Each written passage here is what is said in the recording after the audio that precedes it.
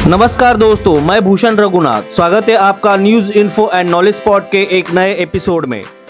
केंद्र सरकार ने महाराष्ट्र समेत 12 राज्यों और केंद्र शासित प्रदेश लद्दाख में राज्यपालों को बदल दिया है। राष्ट्रपति द्रौपदी मुर्मू ने महाराष्ट्र के राज्यपाल भगत सिंह कोश्यारी का इस्तीफा स्वीकार कर लिया है। छत्रपति शिवाजी महाराज पर अपनी टिप्पणी को लेकर कोश्यारी विपक्ष के निशाने पर थे। लंबे इंतजार के बाद रविवार को महाराष्ट्र के राज्यपाल भगत सिंह कोश्यारी का इस्तीफा मंजूर कर लिया गया। उनकी जगह झारखंड के मौजूदा राज्यपाल रमेश बैस को दी गई है। हालांकि इसके साथ ही 13 राज्यों में राज्यपाल बदलने का फैसला हुआ है, इसलिए औपचारिक तौर पर इसे नियमित फेरबदल का हिस्सा ही बताया जाएगा। लेकिन तथ्य यही है कि महाराष्ट्र में यह बदलाव आवश्यक हो गया था। इसके लिए विपक्ष लगातार दबाव बनाए हुए था और सत्ता पक्ष का भी बड़ा हिस्सा भीतर ही भीतर इसके पक्ष में था। इस लिहाज से कोश्यारी का कार्यकाल अनूठा कहा जाएगा कि लगभग 3 साल की अवधि में उनके फैसलों और बयानों ने न केवल विरोधी पार्टियों को उद्वेलित किया, बल्कि सत्ता पक्ष को असुविधाजनक स्थिति में डालने में भी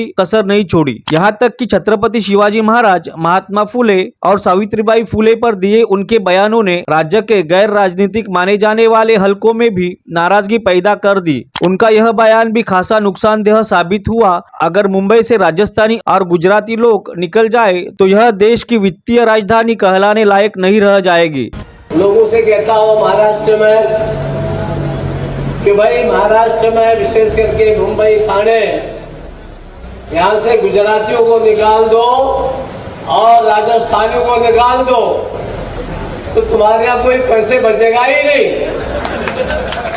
ये राजधानी जो है जो कहलाती है आर्थिक राजधानी कहलाएगी नहीं। इन विवादों की वजह से कोश्यारी का पद बने रहना मुश्किल होता गया और कुछ समय बाद उन्होंने खुद पद छोड़ने की इच्छा जता दी। उन्होंने प्रधानमंत्री से अनुरोध किया कि उन्हें जल्द से जल्द पद की जिम्मेदारियों से मुक्त किया जाए। इस लिहाज से देखें तो रविवार को आया राष्ट्रपति का फैसला ऐसा है जिसमें सभी पक्षों ने राहत ही महसूस की। लेकिन इसी मौके पर अन्य राज्यों में हुई राज्यपाल की नियुक्ति के बारे में ऐसा नहीं कहा जा सकता। कुल 13 राज्यों में राज्यपाल बदले गए हैं, जिनमें से 7 राज्यों में तबादले से काम चलाया गया, यानी वहां से भेजे गए राज्यपाल पहले किसी और राज्य में इसी पद की शोभा बढ़ाए रहे थे। जो 6 नए चेहरे राजभवनों में भेजे गए हैं, उनमें एक सुप्रीम कोर्ट के पूर्व न्यायाधीश है तो 4 बीजेपी नेता। पूर्व न्यायाधीश पिछले महीने ही सुप्रीम कोर्ट से रिटायर्ड हुए हैं। निश्चित रूप से यह कोई पहला मौका नहीं है सुप्रीम कोर्ट के रिटायर्ड जज को राजभवन में भेजे जाने का। नहीं किसी भी रूप में ऐसा कहा जा सकता है कि रिटायर्ड जज राज्यपाल पद के न्याय करने में सक्षम नहीं है। फिर भी यह बात कही जाती रही है कि राज्यपाल पद और सुप्रीम कोर्ट जज दोनों की गरिमा के लिए बेहतर होगा कि किसी जज के रिटायरमेंट के बाद राज्यपाल या अन्य पद सौंपते हुए